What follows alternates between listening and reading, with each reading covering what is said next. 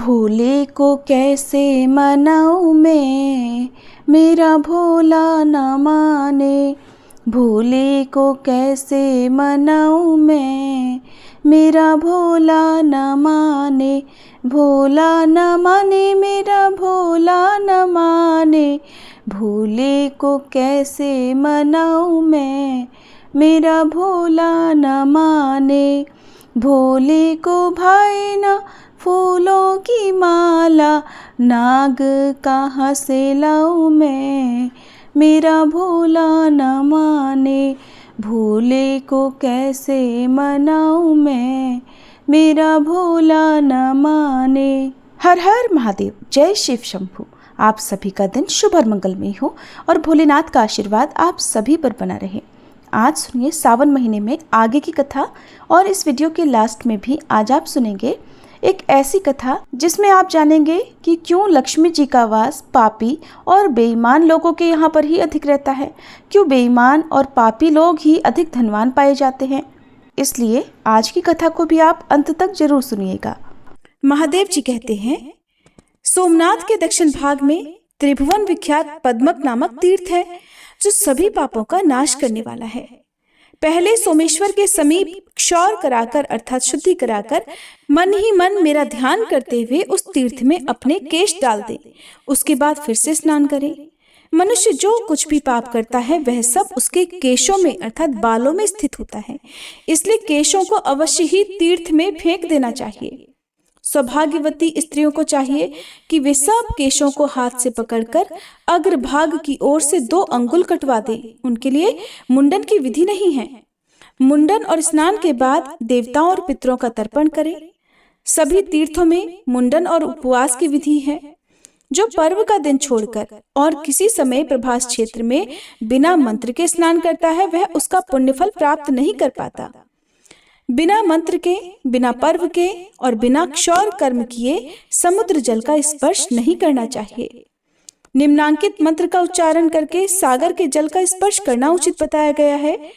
मंत्र है ओम नमो विष्णु गुप्ताय विष्णु रूपाय ते नमः सानिध्ये भव देवेश सागरे लवणाम्भसी।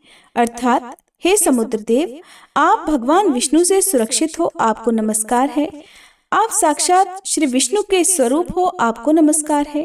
हे देवेश्वर, हे विष्णु, आप इस क्षीर सागर के जल में मेरे समीप स्थित रहें। ऐसा कहकर तीर्थ सेवी मनुष्य नदीपति समुद्र के जल में स्नान करे। फिर श्रद्धा युक्त होकर तिल मिश्रित जल से देवता, मनुष्य और पितरों का तर्पण करे। सहस्त्रों जन्मों में मनुष्य जो भी पाप करता है उसे एक बार समुद्र के जल में बहाकर नष्ट कर देता है। ब्रह्मा जी ने समुद्र से कहा है कि सागर, जब तक लोक में तुम्हारी स्थिति रहेगी, जब तक आकाश में सूर्य, चंद्रमा और नक्षत्र बने रहेंगे, तब तक पूर्वज तुम्हारे खारे जल के अमृत से तृप्त होंगे। जो मनुष्य शुद्ध चित्त होकर प्रतिमास तुम्हारे जल में स्नान करेगा उसे प्रतिदिन पुंडरीक यज्ञ का फल मिलेगा। श्री सोमनाथ और समुद्र के बीच की भूमि में जिनकी मृत्यु होगी वे पापी भी हों तो भी निष्पाप होकर स्वर्गलोक में जाएंगे। महादेवी, समुद्र के भीतर 5 करोड़ शिवलिंग हैं जिन्हें समुद्र ने इस मनवंतर में अदृश्य कर दिया है। इसी प्रकार वहां अग्निकुंड तथा पद्म सरोवर भी हैं जो इस मनवंतर में समुद्र जल से ढक गए हैं। दक्षिण की ओर चक्र तथा मैनाक के मध्य भाग में 100 धनुष लंबा चौड़ा स्वर्णमय कुंड है। सोमनाथ से दक्षिण 100 धनुष की दूरी पर वह स्थान है। उत्तर मानस से पूर्व जहाँ कृत स्मरदेव है वहां तक उनकी सीमा है और यह गुप्त स्थान है। महादेव जी कहते हैं, देवी, इस प्रकार विधि पूर्वक स्नान करके समुद्र को अर्घ दें। गंध, पुष्प, वस्त्र और चंदन आदि से उनकी पूजा करें। इसके बाद तर्पण करके भगवान कपर्दी के समीप जाएं। उनकी भी पुष्प, धूप, गंध तथा वस्त्र द्वारा भक्ति पूर्वक पूजा करें। गणानाम त्वाम इत्यादि मंत्र पढ़कर उन्हें अर्घ निवेदित करें। इसके बाद सोमनाथ जी के समीप जाएं। उन्हें विधि से स्नान कराकर शतरुद्री का जप करें। रुद्र पंचांगों का तथा अन्यान्य रुद्र संहिताओं का भी जप करना चाहिए। दूध, दही, घी, मधु तथा इक्षु रस से सोमेश्वर को स्नान कराकर उनके अंगों में कुमकुम का लेप करें।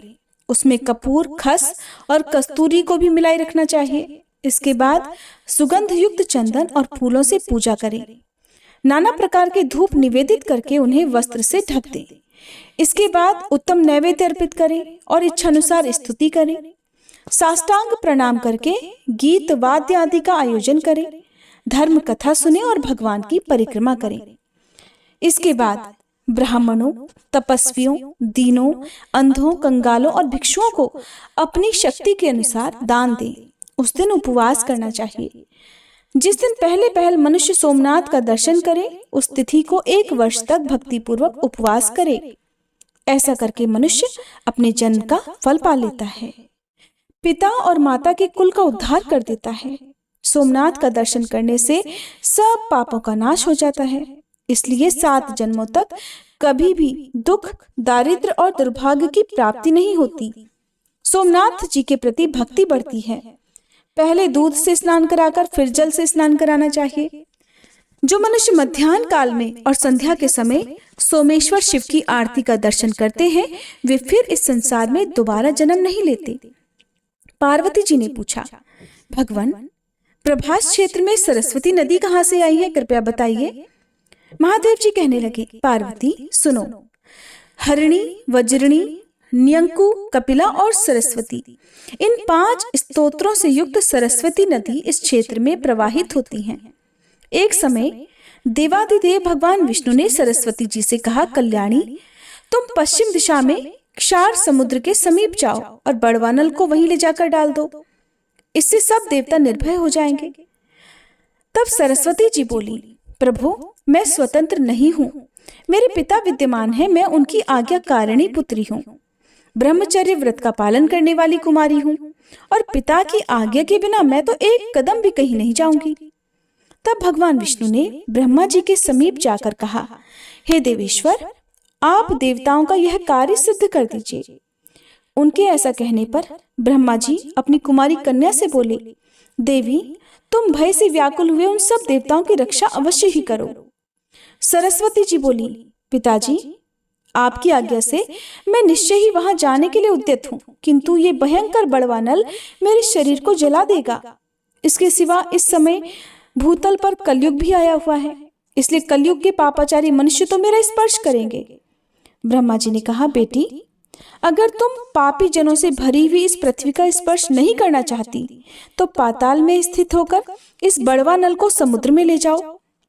जब बड़वा नल का ताप अधिक हो जाए, तब पृथ्वी फोड़कर प्रत्यक्ष हो जाना और पूर्व वाहिनी होकर प्राची सरस्वती के नाम से विख्यात होना।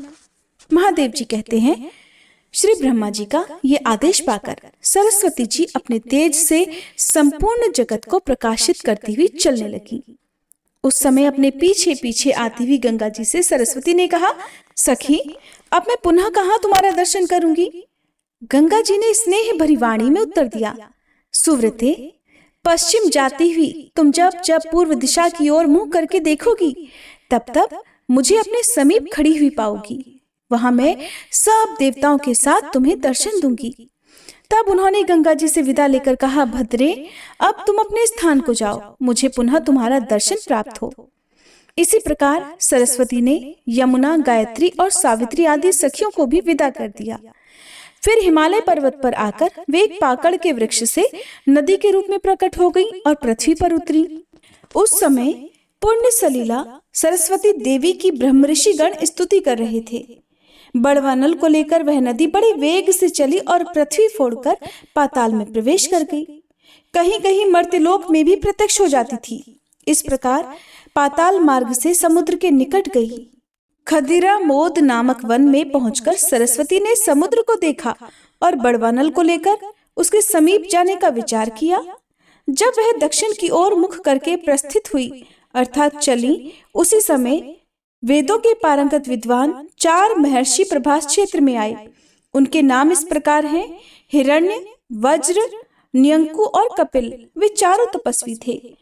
उन्होंने अलग अलग स्नान करने के लिए सरस्वती देवी का आह्वान किया। इतने में ही समुद्र भी सहसा सरस्वती के सम्मुख ही उपस्थित हो गया। तब सरस्वती ने 5 धाराओं में बंटकर उन सबको संतुष्ट किया। इससे उस पृथ्वी पर उसके 5 नाम विख्यात हो गए, हरिणी, वज्रणी, न्यंकु, कपिला और सरस्वती। ये पंच स्तोत्रा सरस्वती अपने भीतर जलपान और स्नान करने से मनुष्यों के 5 महापातकों का नाश करती है। 1 सप्ताह तक वहां उपवास, जप, होम, स्नान और जलपान करने से वह सब पापों का नाश कर देती है।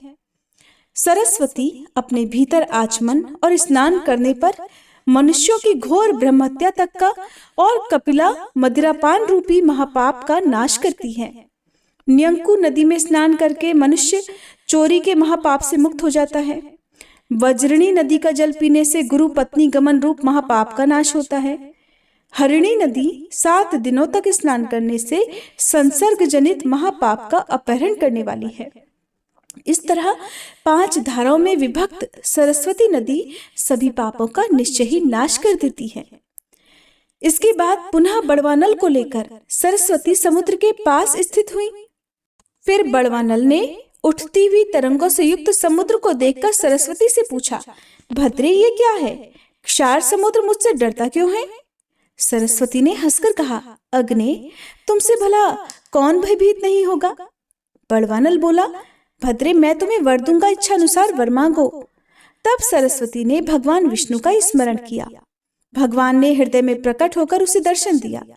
सरस्वती ने पूछा, भगवान, बड़वानल मुझे वरदान दे रहा है, बताइए मैं इनसे क्या मांगू? हृदय स्थित भगवान ने कहा, कल्याणी, तुम उससे कहो कि वह अपना मुंह सुई के समान बना ले।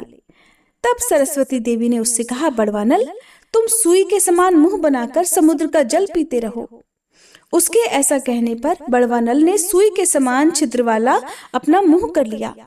जैसे घटी सूचक पात्र में धीरे धीरे जल प्रवेश करता है, अब ठीक उसी प्रकार वह भी जल पीने लगा। महादेव जी कहते हैं, इसके बाद सरस्वती ने समुद्र को बुलाकर कहा, हे समुद्र, तुम सभी देवताओं के आदि और प्राणियों के प्राण हो। भगवान विष्णु की आज्ञा से यहाँ आकर इस बड़वानल को ग्रहण करो। समुद्र ने कहा, देवी, लाओ, बड़वानल को मुझे दे दो। तब सरस्वती ने बड़वानल से कहा, जैसे अग्निदेव घी की आहुति ग्रहण करते हैं, ठीक उसी प्रकार तुम भी जल भक्षण करो। ऐसा कहकर उसने वह बड़वानल समुद्र को समर्पित कर दिया। इसके बाद सरस्वती पुनः नदी होकर नारदेश्वर के मार्ग से समुद्र में मिल गई। वह स्वरूप से ही परम पवित्र थी। फिर प्रभास क्षेत्र और समुद्र के संपर्क से अत्यंत पुण्यमयी भी हो गई। महाबली बड़वानल समुद्र में रहकर अपने मुख से उसका जल पीने लगा। उसके उच्छ्वास की वायु से उठा हुआ जल ज्वार के रूप में समुद्र से बाहर तक दौड़ आता है। इसी प्रकार समस्त पापों का नाश करने वाली सरस्वती नदी ब्रह्मलोक से उत्तम प्रभास क्षेत्र में आई है। समुद्र के समीप सोमनाथ के दक्षिण और आग्नेय दिशा में सरस्वती जी की स्थिति है। पहले अग्नि तीर्थ में स्नान करके मनुष्य विधि पूर्वक सरस्वती जी का पूजन करे। वहां ब्राह्मण दंपत्ति को भोजन कराकर उन्हें पहनने के लिए वस्त्र दे। इसके बाद कपर्दीश्वर की पूजा करे। पार्वती, इस प्रकार यह सरस्वती नदी के प्रकट होने का वृतांत मैंने तुमसे सुनाया है। महादेव जी कहते हैं, प्रभास क्षेत्र में सरस्वती नदी स्वर्गलोक की सीढ़ी के समान स्थित है। प्राची सरस्वती सर्वत्र दुर्लभ है, किंतु प्रभास, कुरुक्षेत्र और पुष्कर में उनका दर्शन विशेष दुर्लभ है। अग्नि तीर्थ के समीप सरस्वती बहती हैं। जो पहले उनका पूजन करता है वह तीर्थ के फल का भागी होता है। सागर तीर्थ भी पापों का नाश और पुण्य की वृद्धि करने वाला है। उसके दर्शन से ही महायज्ञ का फल मिलता है। अग्नि तीर्थ में स्नान करके क्रमशः सरस्वती, कपर्दीश्वर, केदारेश्वर, भीमेश्वर और सोमेश्वर देव का विधि पूर्वक पूजन करके बाल रूपधारी ब्रह्मा जी की पूजा करें। इसी प्रकार शैवी यात्रा बताई गई है। जो मनुष्य भोजन करके या बिना भोजन किए दिन में या रात में चंद्रभागा, गंगा और सरस्वती इन 3 नदियों का जल पीते हैं, वे देवता के समान हैं। जहाँ प्राची सरस्वती बहती हैं, वहाँ काल, अग्नि और यमराज का भय भी नहीं होता। जैसे कामदा कौवे हर समय फल देने वाली होती हैं, वैसे ही प्राची सरस्वती भी हैं। जहाँ चिंतामणि के समान प्राची सरस्वती हैं, वहाँ स्वर्ग और मोक्ष दोनों सुलभ हैं। 88,000 ऊर्ध्वरेता मुनि जहाँ संन्यास आश्रम में स्थित हैं, उस सरस्वती से बढ़कर और कौन सा तीर्थ है? देवी पार्वती, प्रभास नामक महाक्षेत्र में सरस्वती के उत्तर तट पर जो अपने शरीर का त्याग करता है, वह फिर इस संसार में जन्म नहीं लेता। जो मनुष्य इस तीर्थ में श्राद्ध करेंगे, वे अपनी 21 पीढ़ियों के साथ स्वर्गलोक में चले जाएंगे। यहाँ कृष्ण पक्ष की चतुर्दशी को सदा ही स्नान की विधि है। यहाँ श्राद्ध करने से पितरों को अक्षय तृप्ति मिलती है। जो यहाँ अधिक अन्न दान करते हैं, वे मोक्ष मार्ग को प्राप्त होते हैं। जो पुरुष ब्राह्मण को यहाँ सुंदर दही देता है, वह गोलोक में जाकर उत्तम भोग भोगता है। जो भक्ति पूर्वक श्रेष्ठ ब्राह्मण को ऊनी चद्दर दान देता है, उसे उत्तम सिद्धि प्राप्त होती है। जो भक्ति पूर्वक इस तीर्थ में स्नान करता है, वह सब पापों से मुक्त होकर ब्रह्मलोक में पूजित होता है। जय भोलेनाथ। आज का महात्म्य समाप्त हुआ। इसके आगे की कथा और वृतांत आप सभी अगले अध्याय में सुनिएगा। अब सुनिए कि लोकहित के लिए माता पार्वती ने भगवान शिव से कौन से प्रश्न किए। प्रिय श्रोताओं, एक बार की बात है, भगवान शिव कैलाश पर्वत पर विराजमान अपने गणों से घिरे हुए उन्हें एक कथा सुना रहे थे। कथा समाप्ति के बाद उनके प्रिय गण जो जो प्रश्न पूछते, भगवान शिव अपने उत्तर से उन्हें संतुष्ट कर रहे थे। इसी बीच देवी पार्वती भगवान शिव के समीप गईं और हाथ जोड़कर प्रभु को प्रणाम करके कहने लगी, हे प्रभु, आज मेरे मन में एक प्रश्न उठ रहा है। यदि आप मेरे भी एक प्रश्न का उत्तर देकर मुझे संतुष्ट करेंगे तो मेरे मन को बहुत शांति मिलेगी। तब भगवान शिव ने कहा, हे देवी, आखिर तुम्हारे मन में कौन सा प्रश्न है? तब माता पार्वती कहने लगी, हे प्रभु, मेरा ये प्रश्न है कि संसार में जो लोग पापी होते हैं, अत्याचारी होते हैं या अहंकारी होते हैं, वो हमेशा सीधे सज्जन भोले भाले लोगों को कष्ट पहुंचाते रहते हैं, कभी धार्मिक अनुष्ठान भी नहीं करते। फिर वही लोग सुखी क्यों रहते हैं? प्रभु, वही लोग धनवान क्यों रहते हैं? अक्सर ऐसे लोग बहुत बड़े वैभवशाली भी होते हैं। क्या देवी लक्ष्मी ऐसे ही लोगों से अधिक प्रसन्न रहती हैं? हे प्रभु, बस यही प्रश्न मेरे मन को विचलित किए हुए हैं। आप कृपया इसका उत्तर देकर मुझे संतुष्ट कीजिए। तब भगवान शिव ने कहा, हे पार्वती, तुम्हारा यह प्रश्न बहुत ही अधिक महत्वपूर्ण है, क्योंकि जो भी व्यक्ति इस प्रश्न के उत्तर को समझकर इस पर्याप्त ज्ञान को अपने जीवन में उतार लेता है, उसे ही जीवन में असली सुख की प्राप्ति होती है। भगवान शिव कहते हैं, हे देवी, आपके सभी प्रश्न लोक हित में होते हैं, इसलिए आपके इस प्रश्न का उत्तर मैं एक छोटी सी कथा के माध्यम से दे रहा हूँ। इस कथा के माध्यम से आपको आपके प्रश्न का उत्तर भी ठीक से समझ में आ जाएगा। परंतु हे पार्वती, मेरी एक शर्त है। जब तक मैं इस कहानी को सुनाऊं, तब तक तुम्हें इस कहानी को ध्यान से सुनना है। तब माता पार्वती ने कहा, प्रभु, मैं आपको वचन देती हूँ कि मैं इस कथा को पूरे मन और लगन से सुनूंगी। आप कृपया इस पवित्र कथा को आरंभ कीजिए। प्रिय श्रोताओं, अब आप सब भी भगवान शिव द्वारा लोकहित में सुनाई गई कथा का ध्यानपूर्वक श्रवण कीजिए। उससे पहले अगर आपने हमारे चैनल को सब्सक्राइब नहीं किया है तो सब्सक्राइब करके कथा सुनने के बाद वीडियो को लाइक भी जरूर कीजिएगा। प्रिय श्रोताओं, माता पार्वती द्वारा पूछे गए प्रश्न को सुनकर भगवान शिव उन्हें अपने साथ लेकर जगत का भ्रमण करने के लिए चल पड़ते हैं। भ्रमण करते समय माता पार्वती ने फिर भगवान शिव से पूछा, प्रभु, मैंने तो आपसे मेरे मन की जिज्ञासा को शांत करने के लिए कहा था और आप तो मुझे यात्रा पर लेकर निकल पड़े। प्रभु, इसका रहस्य क्या है? तब भगवान शिव कहते हैं, देवी पार्वती, तुम्हारे प्रश्नों का समाधान भी हमारी इस यात्रा में ही छुपा हुआ है। फिर माता पार्वती और भगवान शिव ने अपना भेष बदला और भगवान शिव एक गरीब ब्राह्मण का तथा माता पार्वती एक गरीब ब्राह्मणी बनकर पैदल जंगल के मार्ग पर चलने लगे। वे मृत्युलोक में भ्रमण करने के लिए चले जा रहे थे तो चलते चलते मार्ग में उन्हें कटे हुए वृक्ष की सूखी हुई जड़ मिली, जिसकी पृथ्वी से थोड़ी ऊपर ठूंठ निकली हुई थी। भगवान शिव माता पार्वती का हाथ थामे चलते चले जा रहे थे। अंधेरा होने के कारण भगवान शिव को वह ठूंठ दिखाई नहीं दी और भगवान शिव का पैर उस ठूंठ से टकरा गया। जैसे ही भगवान का पैर ठूंठ से टकराया तो भगवान शिव आगे की तरफ ठोकर खाकर गिर पड़े। प्रिय श्रोताओं, भगवान शिव के जमीन पर गिरने के कारण उनके पैर से रक्त की धारा भी बहने लगी। ये देखकर माता पार्वती, जो कि बूढ़ी ब्राह्मणी के वेश में थी, घबरा गई और माता पार्वती ने जल्दी से अपनी साड़ी के पल्लू से फाड़कर एक टुकड़ा भगवान शिव के पैर पर बांधना आरंभ कर दिया। जब भगवान शिव के पैर पर माता पार्वती ने पट्टी बांधी, तब भगवान शिव उठ खड़े हुए और उस ठूंठ को देखकर कहने लगे, हे टूटे हुए वृक्ष के ठूंठ, तुम बहुत विशाल हो जाओ। तुम्हारी ऊंचाई इस जंगल के सभी वृक्षों से ऊंची हो जाए, जिससे तुम्हारी शोभा सभी वृक्षों से अद्भुत हो जाए।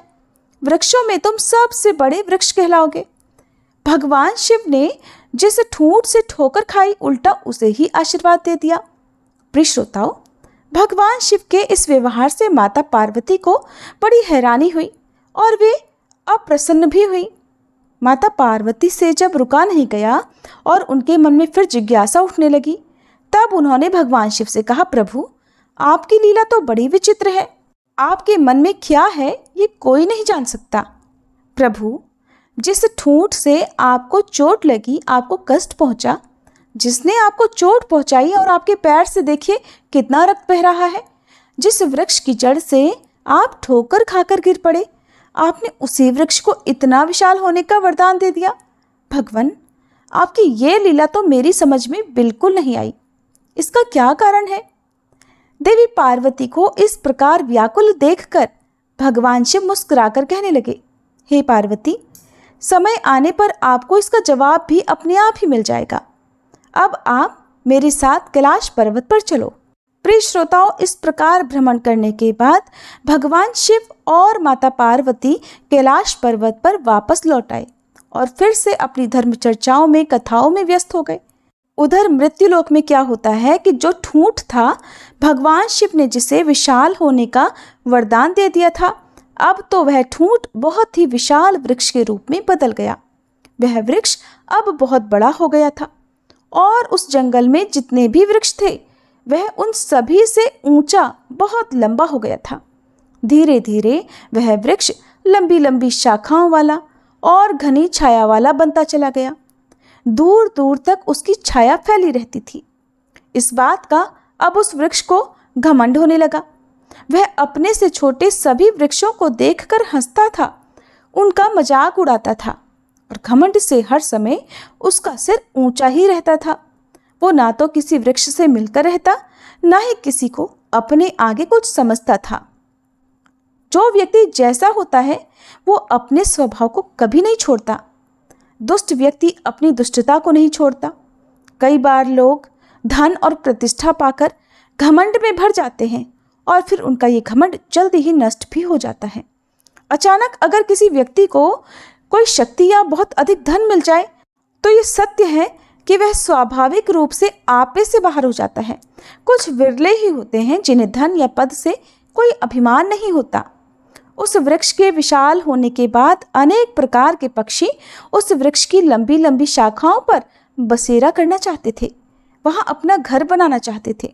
लेकिन वह घमंडी वृक्ष इतना घमंडी हो गया था कि जो भी पक्षी उसकी शाखाओं पर बसेरा करने के लिए आते, उसकी शाखाओं पर बैठने की कोशिश करते, तो वह तुरंत अपनी शाखाओं को हिलाकर उन्हें डराकर भगाने की कोशिश करता और फिर कहता कि ये पक्षी तो मेरी सारी सुंदरता नष्ट कर देंगे, मेरे ऊपर घोंसला बनाए रखेंगे और दिन रात मेरे ऊपर गंदगी करेंगे। अरे, इनके रहने से तो मैं दूषित हो जाऊंगा। उसके मना करने के बाद भी पक्षी उसके ऊपर अपना घोंसला बनाकर रहने लगे। जब भी कोई पक्षी जबरदस्ती उस पेड़ पर अपना घोंसला बनाता, तो वह उस शाखा को ही नीचे गिरा देता। बहुत बार तो उसने घोंसला बनाए हुए पक्षियों के अंडे और बच्चों तक को नीचे गिरा दिया। इस बात से पक्षी बहुत दुखी हुए। मन ही मन वे उस वृक्ष को कोसते थे। धीरे धीरे वसंत ऋतु आई। बसंत ऋतु में पेड़ अपने पत्ते पूरी तरह से गिरा देते हैं। पुराने पत्ते झड़कर फिर से नई डालियां, नए पत्ते धारण करते हैं, जिससे वह पेड़ सुंदर हो जाते हैं। उस जंगल के सारे पेड़ों के पत्ते झड़ चुके थे, लेकिन एकमात्र वही एक ऐसा पेड़ था जो बसंत ऋतु के बाद भी पूरा हरा भरा था। ना तो उसकी कोई डाल सूखी, ना ही उसका कोई पत्ता सूख कर गिरा था। एकमात्र वही एक ऐसा पेड़ था जो पूरे जंगल में हरा भरा और ऊंचा दिखाई दे रहा था। पूरे जंगल में सबसे सुंदर दिखाई देने वाला केवल वही वृक्ष था। ऐसा इसलिए क्योंकि भगवान शिव ने उसे वरदान जो दिया था। अब भगवान शिव ने स्वयं ही उसे वरदान दिया था। फिर क्या हुआ कि एक दिन बहुत जोर से आंधी आई, बहुत तेज तूफान आया और वह तूफान इतना प्रबल था कि जंगल के सारे वृक्ष भयभीत होने लगे। लेकिन वह घमंडी वृक्ष अपने घमंड में चूर खड़ा था, मुस्कुरा रहा था, क्योंकि उससे छोटे जितने भी वृक्ष थे वे बेचारे तो मिलजुल कर इकट्ठे रहते थे और वह उस जंगल में अकेला खड़ा था। उसे अपने विशाल होने पर बड़ा घमंड था। अब उसका बड़ा आकार होना ही इस भयानक तूफान में उसके लिए मुसीबत बनने लगा था। उस तूफान के तेज से वह खुद को बचाने में असमर्थ होने लगा। जब जोर जोर से हवाएं चलने लगी तो वह पेड़ बुरी तरह से झूमने लगा, क्योंकि उस वन में एकमात्र वही सबसे ऊंचा वृक्ष था और जब भी तेज हवाएं चलती हैं तो सबसे ऊंचे वृक्षों पर हवा का प्रकोप सबसे अधिक होता है। तूफान तेज और तेज होता गया और देखते ही देखते वह वृक्ष जो कि सबसे विशाल था, जिसे अपनी सुंदरता पर सबसे अधिक गर्व था, वह वृक्ष अपनी जड़ों सहित जमीन पर गिर पड़ा। जहां उसकी जड़ें मिट्टी से जुड़ी हुई थी उस जगह पर बहुत बड़ा गड्ढा बन गया था। अब वह विशाल वृक्ष जो कभी घमंड में चूर रहता था, औंधे मुंह जमीन पर पड़ा हुआ था। जंगल के बाकी वृक्ष जो इकट्ठा मिलजुल कर रहते थे, कभी घमंड नहीं करते थे, वो उस आंधी तूफान को बड़ी आसानी से झेल गए और अपनी अपनी जगह पर खड़े रह गए। इधर भगवान शिव और माता पार्वती एक बार फिर से जगत का भ्रमण करने के लिए चल पड़े। माता पार्वती को तो भगवान शिव से अपने प्रश्न का उत्तर जानना था, इसलिए माता पार्वती ने भगवान शिव से कहा, भगवान, मेरी समझ में नहीं आता कि आप मेरे प्रश्न का उत्तर कब देंगे। तब भगवान शिव कहने लगे, पार्वती जी, चलो आज हम मृत्यु लोक का भ्रमण करने के लिए चलते हैं। ऐसा कहकर भगवान शिव और माता पार्वती साथ साथ जंगल के रास्ते पर चल पड़े और उसी जगह पर जा पहुंचे जिस रास्ते पर वह विशाल वृक्ष जिसे भगवान शिव ने आशीर्वाद दिया था, जड़ सहित उखड़कर नीचे पड़ा हुआ था। अब उसी जगह पर भगवान शिव और माता पार्वती पहुंच गए। उस विशाल वृक्ष को धरती पर इस प्रकार औंधे मुंह गिरा देखकर माता पार्वती भगवान भोलेनाथ से कहने लगी, हे देवाधिदेव, आपकी लीला भी कितनी विचित्र है। देखिए जरा, ये कितना सुंदर वृक्ष है और कितना विशाल है। लगता है इस पूरे वन में इसके मुकाबले का तो एक भी वृक्ष नहीं है। और ये है भी तो कितना सुंदर। लगता है सबसे सुंदर वृक्ष यही था और इसकी छाया भी कितनी सुंदर रही होगी, कितनी घनी रही होगी, क्योंकि ये सबसे घना भी तो है। तूफान ने इसके साथ कितना बुरा किया जो इस वृक्ष को जड़ सहित उखाड़ कर पटक दिया। भगवान, ये देखो, बेचारा तो जड़ से ही नष्ट हो गया है। इसका क्या कारण है प्रभु? इस सुंदर वृक्ष को आपने इतनी अल्पायु क्यों दी? भगवान शिव अब माता पार्वती से कहने लगे, देवी, आप तो बहुत भोली हो। जरा ध्यानपूर्वक देखो, ये वही ठूंठ है जो आज से कुछ समय पहले हम जब भ्रमण करने के लिए आए थे तो आपको याद होगा कि इसी ठूंठ से मेरे पैर में ठोकर लगी थी और मेरे पैर से बहुत सारा रक्त बह गया था और मैं पृथ्वी पर गिर पड़ा था। ये वही वृक्ष है, ये वही ठूंठ है। परंतु हे पार्वती, मैंने उस समय से क्या वरदान दिया था, क्या आपको ये ज्ञात है? तब माता पार्वती बोली, हाँ प्रभु, मुझे अच्छी तरह याद है। आपने इस वृक्ष को विशाल होने का वरदान दिया था। महादेव कहते हैं, हे देवी, अगर इस ठूंठ को उसी समय उखाड़ते तो मुझे न जाने कितनी मेहनत करनी पड़ती। ना मैं उस समय उसको जड़ से उखाड़ सकता था और उसको उखाड़ने के लिए मुझे बहुत अधिक परिश्रम भी करना पड़ता। तब कहीं जाकर मैं मुश्किल से उस ठूंठ को उखाड़ पाता। पार्वती, ये ठूंठ अत्याचारी और अहंकारी था, इसलिए उसका नाश करना मेरे लिए आवश्यक हो गया था। इसीलिए मैंने उस ठूंठ को विशाल होने का वरदान दिया था। मैंने उससे कहा था कि तुम इस जंगल में सबसे बड़े बन जाओगे। हे देवी, ये वृक्ष विशाल हो गया। ये वही ठूंठ है जो कभी धरती पर सूखा पड़ा था और अब देखते ही देखते ये इन सभी वृक्षों से बड़ा भी हो गया था। जब ये बड़ा हो गया तो इसने अपना अहंकार तब भी नहीं छोड़ा। इसकी अकड़ तब भी बनी रही और इसकी अकड़, इसके घमंड ने ही आज इसे इस स्थिति में पहुंचा दिया है। ये जंगल के सभी वृक्षों से अपने आप को बड़ा और सुंदर समझने लगा था। यहाँ तक कि ये पक्षियों को अपने ऊपर बसेरा भी नहीं बनाने देता था। पेड़ जो पक्षियों का बसेरा होते हैं, ये यात्रियों के लिए छाया करने से पहले ही पत्तों को भी झाड़ देता था। इसलिए ये वृक्ष सबसे बड़ा अहंकारी था, बड़ा पापी था। देवी, इसने अपने जीवन में कभी कोई भलाई का काम नहीं किया। प्रिय श्रोताओं, याद रखिएगा कि जो लोग सिर्फ नाम से बड़े हो जाते हैं, उनसे किसी को कोई सुख नहीं मिलता। उनका जीवन लोहार की धोंकनी की तरह हो जाता है, जो सांस तो लेती है लेकिन उसमें जीवन का कोई अंश नहीं होता। जो लोग उस वृक्ष के स्वभाव वाले होते हैं, जो सिर्फ और सिर्फ अपना पेट भरने में लगे रहते हैं, जो औरों को नीचा दिखाने का काम करते हैं, घमंड के कारण किसी को कुछ नहीं समझते, वे सिर्फ अपने आप को ही देखते हैं, अपने ही शरीर से प्रेम करते हैं, जिनके अंदर अकड़ होती है, ऐसे लोगों को उनका अपना अहंकार ही मार देता है।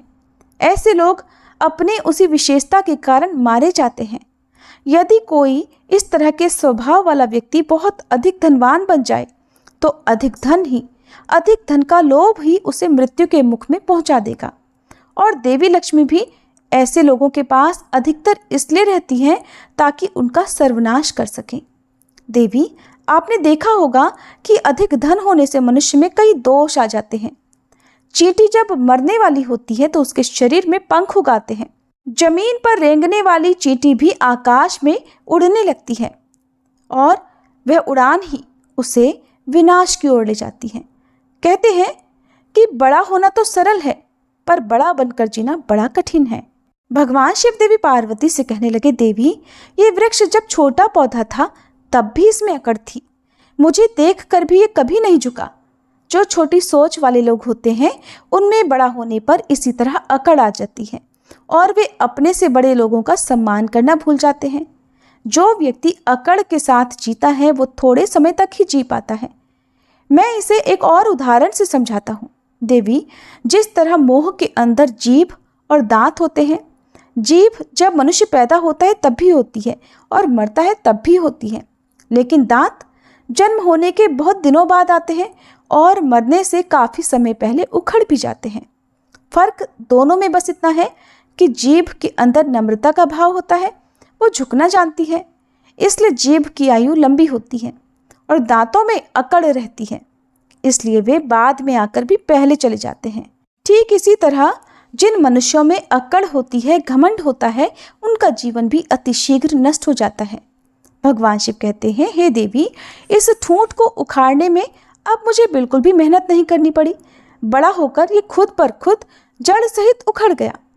इसी तरह जो दुष्ट व्यक्ति होते हैं वो कुछ समय के लिए तो धनवान बन जाते हैं, थोड़े समय के लिए सुखी भी हो जाते हैं, वैभवशाली हो जाते हैं, लेकिन जिस समय मैं उन्हें अवसर देता हूँ धर्म पर चलने का, उस समय यदि वे नहीं सुधरे, उनमें कोई सुधार नहीं हुआ, तो जैसे इस वृक्ष का जड़ सहित नाश हो गया, ऐसे ही उन पापी मनुष्यों का भी मैं जड़ सहित विनाश कर देता हूँ।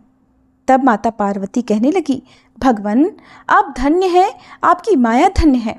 आपकी इस माया को तो मैं कभी नहीं समझ पाऊंगी। फिर भगवान शिव ने माता पार्वती को बताया कि मनुष्य कैसे अंत में समूल नाश को प्राप्त होते हैं। रावण का नाम भी सबने सुना होगा। रावण कितना बड़ा योद्धा था, समस्त विश्व उससे थर-थर कांपता था।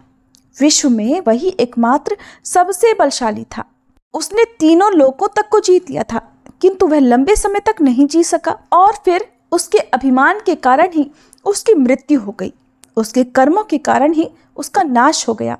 अब उसके कुल में सिर्फ मंदोदरी को छोड़कर कोई रोने वाला तक नहीं बचा था। ठीक इसी तरह अहंकार में भरे हुए जो लोग दूसरों को कुछ नहीं समझते, उन्हें अपने अहंकार का फल अवश्य भुगतना पड़ता है। और जो भगवान के भक्त होते हैं, धर्म पर चलते हैं, दूसरों का नुकसान नहीं करते, वे सदैव सुखी रहते हैं। ये थी आज की कहानी। उम्मीद है आपको पसंद आई होगी।